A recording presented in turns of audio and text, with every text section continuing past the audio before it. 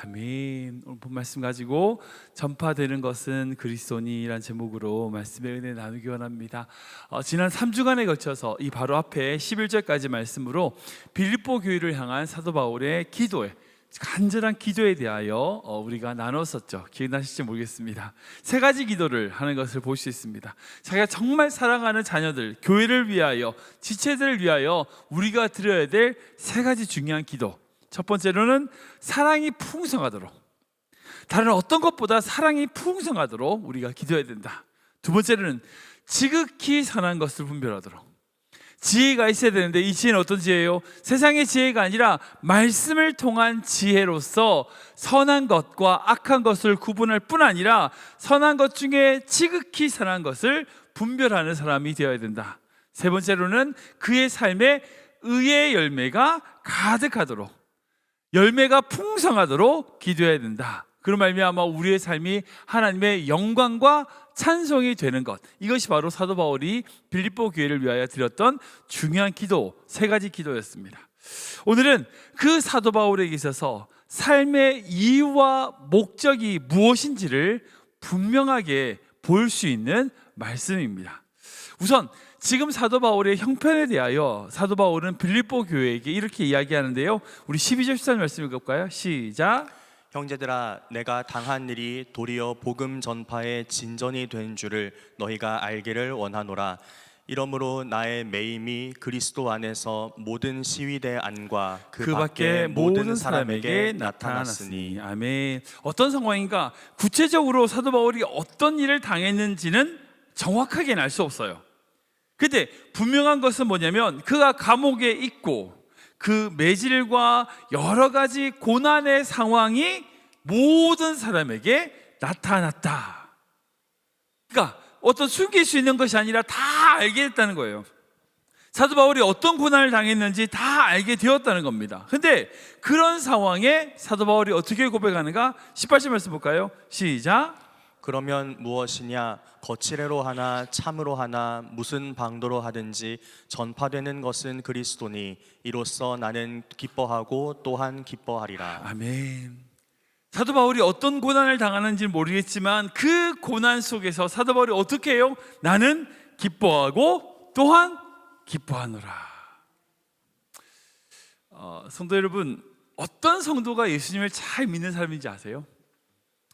구제를 잘하시는 분, 봉사를 잘하는 사람, 청년 결백해가지고 삶이 깨끗한 사람, 최선을 다해서 말씀을 보고 열심을 가지고 있는 성도, 여러분 그런 사람이 믿음이 좋은 사람일까요? 물론 그럴 수 있겠죠. 근데 성도로서 율법을 잘 지키고 그것을 잘 행하는 사람이라고 단정 짓기에는 신앙생활의 진짜 모습은 그게 아니에요. 어찌 보면요, 그거는요 부수적인 거예요. 그러니까 어떤 것의 신앙의 결론적인 행태로서 어떻게 청년 결백하고 성실하고 예를 들어 봉사하고 열심히 있고, 이거는 결과론적인 거예요. 근데 본질적인 건 뭔지 아세요? 바로 그 믿음 안에 기쁨이 있냐는 거예요. 하나님이 주시는 기쁨이 있냐는 겁니다. 기쁨이 그의 인생을 붙들고 있는가? 그 기쁨으로 봉사하고 그 기쁨으로 헌신하고 그 기쁨으로 깨끗하고 이런 식으로 돼야 되는 거죠. 기쁨은 온데간데 없이 다 사라지고 그 형식만 남으면 어떻게 돼요? 율법주의가 돼요. 우리 신앙에 있어서 제일 중요한 건 뭐냐면 주님이 주시는 기쁨, 즉 우리가 죄인으로서 구원받았다라고 하는 그 기쁨, 구원의 감격이 있냐 없냐의 문제예요. 이게 사라지는 것이 진짜 신앙의 위기예요. 그러니까 행동이 바뀌는 것은 뒤의 문제예요. 남들 눈치 보느라 그대로 할 수 있잖아요. 내 마음의 기쁨은 다 사라지고 행동만 남으면요 껍데기 신앙이 돼버린 거예요. 진짜 중요한 건 뭐냐면 그 겉으로 보여지는 모습이 아니라 그 마음 가운데 기쁨이 있느냐의 문제예요. 여러분, 제가 빌립보서 처음 말씀드리면서 이 빌립보서가 기쁨의 서신이라고 말씀드렸잖아요. 여러분, 이게 사도 바울의 실력이거든요. 제가 이 말씀 준비하면서 우리 교회 성도님들이 정말 이 사도 바울이 가졌던 그 구원의 기쁨, 하나님을 향한 구원의 기쁨이 있는 교회 되기를 원합니다. 기도했습니다. 여러분들 그걸 회복시키셔야 돼요. 그걸 가지셔야 돼요. 1 근데 오늘 이 본문을 보면 사도 바울이 그렇게 기뻐할 수 있는 두 가지 이유에 대하여 우리가 찾을 수 있어요. 첫 번째는 뭐냐면 그가 그렇게 기뻐할 수 있는 이유는요, 사도 바울이 매임으로 말미암아 오히려 복음 전하는 자들이 생겼다는 거예요. 우리 14절 말씀 볼까요? 같이 읽겠습니다. 시작. 형제 중 다수가 나의 매임으로 말미암아 주 안에서 신뢰함으로 겁없이 하나님의 말씀을 더욱 담대히 전하게 되었느니라. 아멘, 아멘. 사도 바울이 이 복음을 전함으로 말미암아 그 매임으로 말미암아 그것을 듣고 어떻게 해요? 겁 없이 겁도 없이 담대히 하나님의 말씀을 복음을 전하는 자들이 형제들 다수 중에 일어나는 거예요. 얼마나 놀랐습니까? 얼마나 감사해요. 그러니까 사도 바울이 기쁠 수밖에 없죠. 여러분들, 사도 바울이 복음을 전할 때에 그 사도 바울의 복음을 듣고 예수 그리스도를 믿고 오히려 예수 그리스도를 복음을 전하는 자들도 있었는가 하면 반대로 사도 바울을 죽이려고 했던 사람들 또한 있었죠. 아시죠? 그러니까 사도 바울이 복음을 전했을 때 어떤 사람은 예수님을 믿게 되고 막 그렇게 되는가 하면 어떤 사람은 오히려 사도 바울이 복음을 전하면 전할수록 사도 바울을 죽이려 해요. 대표적인 사건이 사도행전 23장을 보면 사도 바울을 죽이겠다고 먹지도 않고 마시지도 않고 그런 사람이 생겼어요. 짧지만 읽어볼까요? 시작. 그들 중에서 바울을 죽이기 전에는 먹지도 않고 마시지도 않기로 맹세한 자 40여 명이 그를 죽이려고 숨어서 지금 다 준비하고 당신의 허락만 기다리나이다. 아멘. 이건 아멘 하겠네요. 그러니까 그 사도 바울이 그 예루살렘에서 복음을 전해서 잡혔을 때에 그 사도 바울을 죽이겠다고 예루살렘에 그렇게 40명이나 아니 누구를 죽이겠다고 먹지도 않고 마시지도 않는데 여러분 얼마나 미워하는 거예요. 얼마나 싫어하는 거예요. 이런 사람이 있다는 거예요. 우리가 세상 살다 보면요, 어떤 곳이든지 어떤 단체든지요, 나를 좋아하는 사람이 있기도 하고요, 나를 싫어하는 사람이 있기도 마련이에요. 때려 그런 사람이 우리를 어떻게 해요? 공격해요. 저 또한 같이 섬기는 사람에게 공격받았던 경험이 있기 때문에 제가 너무나 잘 알고 있습니다, 이 상황을. 그러니까 그런 사람들을 만나면 어떻게 돼요? 마음이 좋아요, 싫어요? 싫죠. 어떻게 좋을 수 있겠어요? 나를 미워하는 사람이 막 나를 대하여 험담하고 막 이야기를 해. 여러분 어떻게 그런 마음이 힘들죠. 그러니까 내가 살다 보면요, 나를 좋아하는 사람만 있는 게 아니에요. 싫어하는 사람이 있어요. 근데 여러분 생각해 보세요. 좋아하는 사람이 많을 것 같으세요? 싫어하는 사람이 많을 것 같으세요? 좋아하는 사람이 많아요. 좋아하는 사람이 많고 그 싫어하는 사람은 극소수예요. 우리에겐 늘 그런 두 종류의 부류의 사람들이 있기 마련이에요. 지금 사도 바울도 그렇죠. 17절 말씀 볼까요? 같이 읽겠습니다. 시작. 그들은 나의 매임에 괴로움을 더하게 할 줄로 생각하여 순수하지 못하게 다툼으로 그리스도를 전파하느니라. 아멘. 무슨 말이냐면 사도 바울이 매였어. 그 매임에 괴로움을 더하게 하려고 일부러 사도 바울을 괴롭히려고 예수님을 전하는 사람이 있다는 거예요. 쉽게 말하면 그 복음을 전하는 목적이 사도 바울을 괴롭게 하려고 그런 사람이 있다는 거예요. 근데 아까 얘기한 것처럼 그 사람만 있냐? 아니에요. 형제들 중에 다수라고 하는 14절 보면 형제들 중에 다수라고 하는 사람은 오히려 사도 바울의 그 매임으로 말미암아 더 담대히 겁없이 하나님의 사람을 전하는 복음을 전하는 사람들이 있더라는 거예요. 그러니까 여기서 우리의 믿음의 선택이 있습니다. 어떤 사람을 볼 건가? 나를 미워하는 사람을 볼 건가? 아니면 나와 함께 하나님을 위하여 역사하고 사역하고 동참하는 동역자들을 볼 건가? 내가 관계 가운데 나를 어렵게 하는 그 고난을 힘든 그 사람들을 볼 건가? 아니면 나와 함께 살아가는 그 사람을 볼 건가? 이건 우리의 믿음의 선택이에요. 내일 주일날 설교 말씀 나눌 부분도 이와 비슷한 관점입니다. 아브라함과 조카 롯이 종들의 다툼 문제로 말미암아 갈라지게 됐어요. 그때 무엇을 바라보는가가 그 길을 전혀 다르게 만듭니다. 조카 롯은요, 인간적인 관점으로 물이 넉넉하고 풍요로운 소돔 땅을 선택했어요. 아브라함 척박하지만 하나님의 약속의 땅이 가나안에 머물렀습니다. 결국 그 인생이 갈라져요. 지금 우리가 무엇을 보고 무엇을 바라보는가가 그 인생을 좌우하게 된다는 거예요. 지금 힘들고 어렵게 하고 그 문제가 힘들고 짜증난다고 그 짜증나는 것만 생각하느냐? 그 힘든 문제들만 볼 것인가? 아니면 나에게 감사할 것이 있고 일할 직장이 있고 가족들이 있고 자녀들이 있고 좋은 주신 놀라운 하나님의 감사한 것들을 볼 건가? 이 문제는요, 우리의 신앙의 문제예요. 근데 대부분에요, 감사할 게 더 많아요. 감사할 게 더 많아요. 늘 그래요. 그때 사람 어떻게 아세요? 없는 것만 봐요. 예를 들어서 100개 중에 감사할 게 99개고 뭐 좀 힘든 게 한 가지면 사람들이 어떤 걸 볼까요? 감사한 99개는 쳐다도 안 봐요. 당연한 줄 알아. 그리고 없는 한 개, 그 한 개만 가지고 힘들어하고 불평하고 짜증내고 어렵고. 많은 사람들이 그렇게 살아간다고요. 우리에게 감사할 게 더 많아요. 이걸 봐야 돼요. 감사할 걸 더 많이 주셨습니다. 그리고 이 감사한 것을 더 빛나게 하기 위해서 어려운 문제를 허락하실 때도 있어요. 이게 있어야 이게 진짜 감사한 줄 알게 되니까 하나님은 그럴 수 있다는 거죠. 어떤 환경이든지요, 나에게 주시는 그 상황 속에서 감사한 것, 나와 함께 복음을 전하는 그 사람들을 바라보는 것이 진짜 신앙의 성숙이에요. 사도 바울은 어떻게 해요?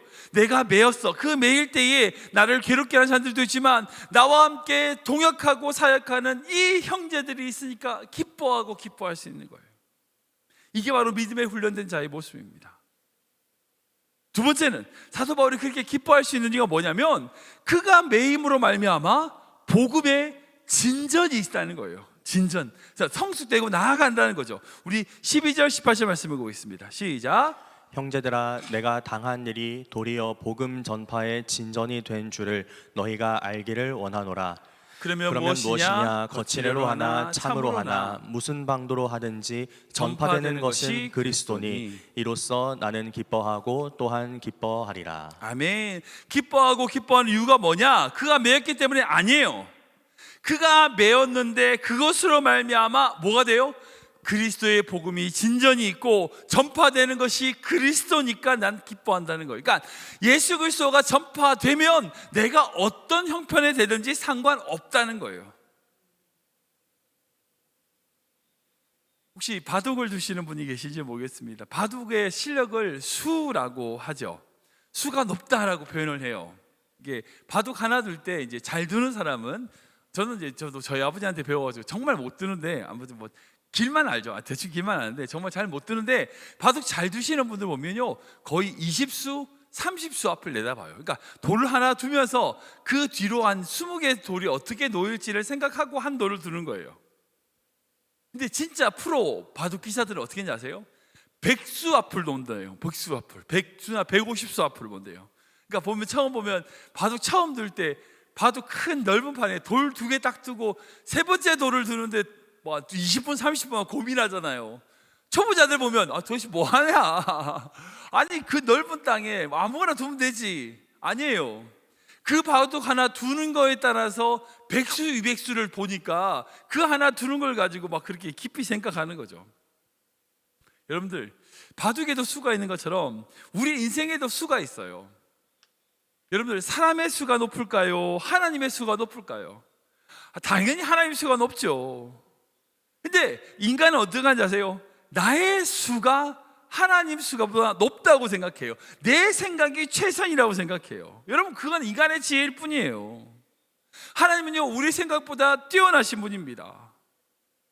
우리의 모든 환경을 빚어서 만들어 가시는 분이에요. 근데 인간은 어떻게 하세요? 우리 수대로 이루어지기를 원해요. 아니 우리가 원하는 대로 이루어지는 게 진짜 선일까요? 내가 원하는 곳에 있고 내가 원하는 일로 풀리고 여러분 그게 진짜 우리 수대로 이루어지는 게 될까요?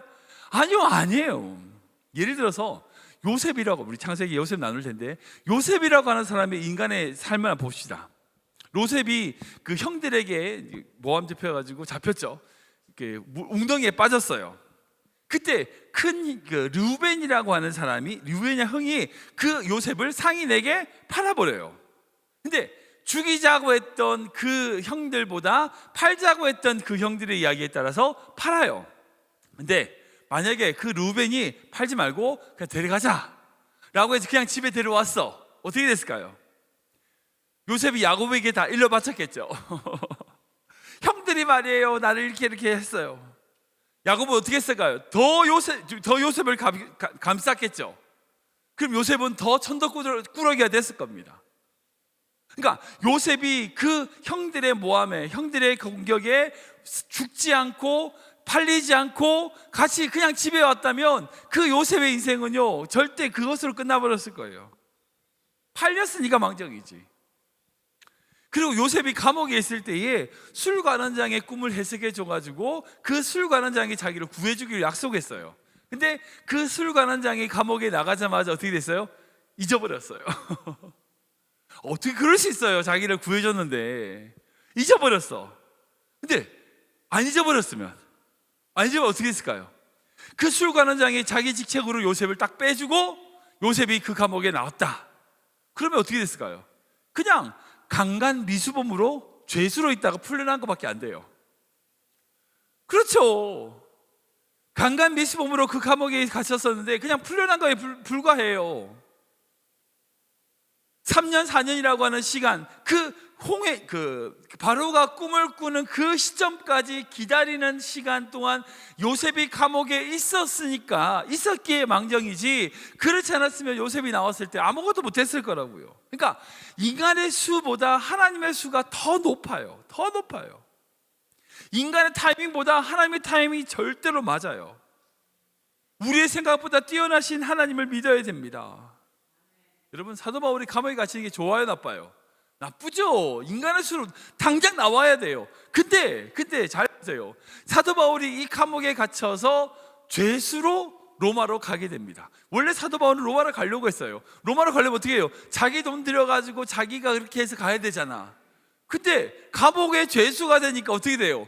공짜로 가요. 공짜로 배를 타고 가요. 그뿐 아니라 그 주변에 누가 있어요? 호위대가 있어요. 자기를 지켜주는. 만약에 사도 바울이 그냥 갔으면요, 아까처럼 그 사도 바울을 죽이려는 사람이 당장 죽였을 거예요. 근데 지금은 못 죽여. 왜? 로마 구사들이 죄수를 호송하니까. 그 로마 구사들을 어떻게 공격해요? 그러니까 가장 안전하고 가장 바르게 갈 수 있는 길이 바로 사도 바울이 죄수의 신분으로 로마에 가는 거였어요. 그러니까 하나님의 수는요 인간의 수보다 높아요. 우리 로마서 말씀 볼까요? 같이 읽겠습니다. 시작. 우리가 알거니와 하나님을 사랑하는 자 곧 그의 뜻대로 부르심을 입은 자들에게는 모든 것이 합력하여 선을 이루느니라. 아멘. 이 말씀 믿으셔야 돼요. 여기서 말씀하시는 모든 것을 합력하다는 것을, 여기 말하는 모든 것이 뭘까요? 우리의 성공과 우리의 잘난 것, 우리의 똑똑한 것, 그뿐 아니라 우리의 실패와 우리의 좌절과 우리의 고난과 우리의 모든 눈물들을 다 합쳐서 하나님이 원하시는 선한 일을 이루어내신다는 것, 그게 하나님이세요. 그러니까 사도 바울 어떻게 해요? 기뻐하는 거예요.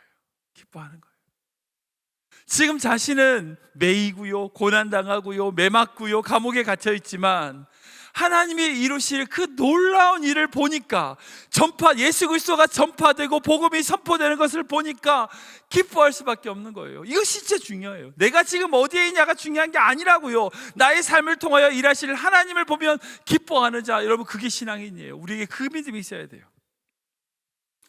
말씀 정리하겠습니다. 지금 우리 인생에는요 수많은 일들이 있어요. 수많은 사람들을 만납니다. 그런 환경에서 우리는 믿음으로 살아가요. 믿음으로 살아간다는 게 뭘까요? 바로 기쁨을 가지고 살아간다는 겁니다. 우리가요 감사할 것도 많지만 때로는요 불평할 게 있을 수 있어요. 근데 그 불평할 것만 보느냐 감사할 것을 보느냐, 그건 우리 선택이에요. 그 속에서 감사할 것을 보고 기뻐하고 감사할 수 있어야 되고요, 내가 생각하는 수에서 그치는 것이 아니라 나를 사랑하시는 하나님, 나를 이끄시는 하나님께서 나를 결코 버리지 않고 나를 통하여 일하실 것이다 라고 하는 믿음으로 하나님을 바라보는 때에 우리는 기쁨을 가질 수 있어요. 저는 우리 모든 성도님들이 이 사도 바울이 가졌던 이 믿음, 이 믿음의 실력을 가지는 귀한 성도 되시길 축원합니다. 하나님을 바라보면요 기뻐할 수 있어요. 기뻐할 수 있습니다. 그 기쁨으로 하루하루 승리하는 귀한 믿음의 성도 되시기를 주님의 이름으로 축원합니다.